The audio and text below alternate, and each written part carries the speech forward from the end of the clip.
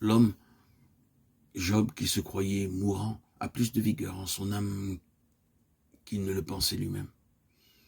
Et le voici qui répond à Tsophar avec la même rudesse que celui-ci a employée. Vraiment, vous êtes le monde.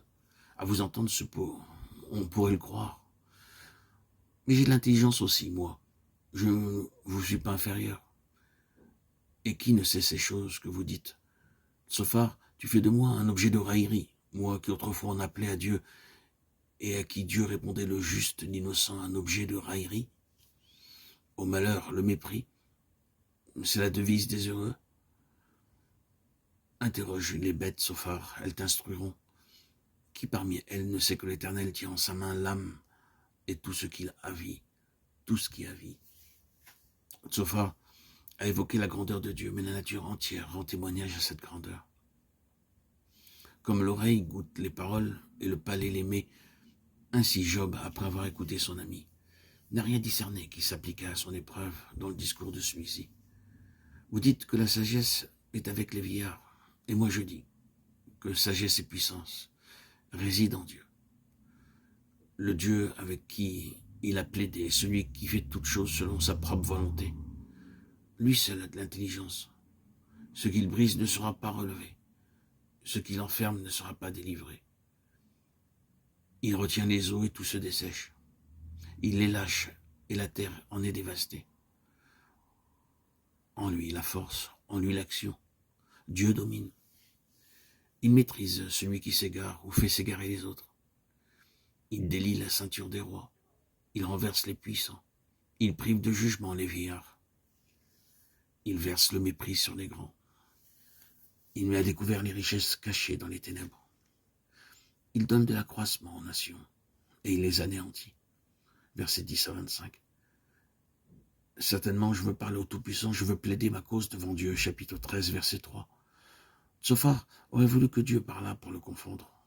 Mais loin d'être effrayé de cette perspective, il désire de tout son cœur parler à Dieu.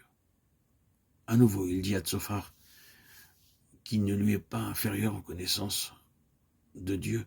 Ses amis sont venus pour le consoler, mais ils sont en définitive des médecins de néant. Que n'ont-ils gardé le silence? Vous ne forgez que des mensonges, leur reproche-t-il, car ses amis l'accusent injustement, et de quelle utilité pour être le médecin qui n'est pas capable d'établir un diagnostic? Que n'ont-ils avoué leur ignorance et gardé le silence? Je vous ai écouté, leur dit Job. Écoutez-moi maintenant.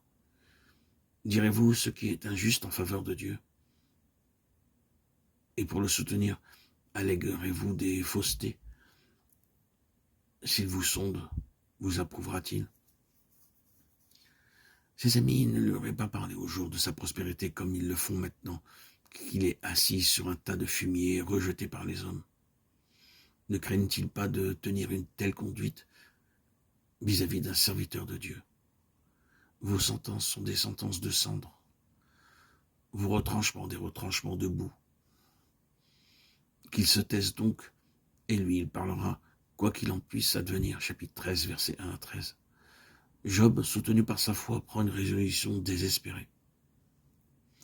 Il prendra sa chair entre ses dents. Expression encore aujourd'hui employée, qui veut dire se jeter au sein du danger. Et il s'en remettra à Dieu. J'exposerai ma vie même s'il me tue. Je ne cesserai pas d'espérer en lui. Je défendrai ma conduite devant lui. Il sera mon salut. Un impie n'oserait paraître en sa présence devant ses visiteurs. Il va plaider sa cause. Bien qu'il ne puisse expliquer comment un homme peut paraître juste devant Dieu, cependant, il a l'assurance qu'il sera justifié. Et regardant ceux qui sont venus pour le consoler, il demande, quelqu'un oserait-il protester? En ce cas, dans l'état où je suis, plutôt que de garder le silence, je préfère mourir. Et il dit à Dieu, seulement accorde-moi 2 choses, et je ne me cacherai pas loin de ta face. Retire ta main de dessus moi et que ta terreur ne me trouble plus. Puis appelle et je te répondrai. Ou si je parle, réponds-moi.